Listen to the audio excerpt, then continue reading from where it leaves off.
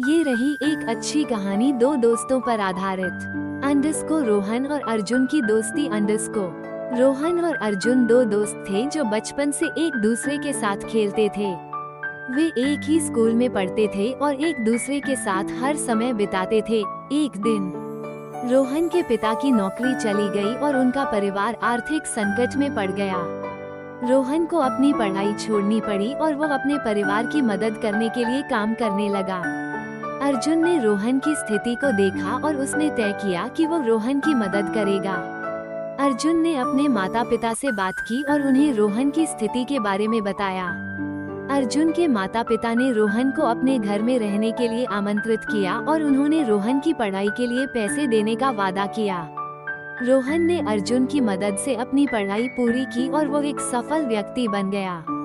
रोहन ने कभी भी अर्जुन की मदद को नहीं भूला और वो हमेशा अर्जुन के प्रति आभारी रहा। अंडस्को नैतिक सबक। अंडस्को 1, दोस्ती में सहानुभूति और समर्थन होना चाहिए। 2, मदद करने से हम दूसरों की जिंदगी में सकारात्मक परिवर्तन ला सकते हैं।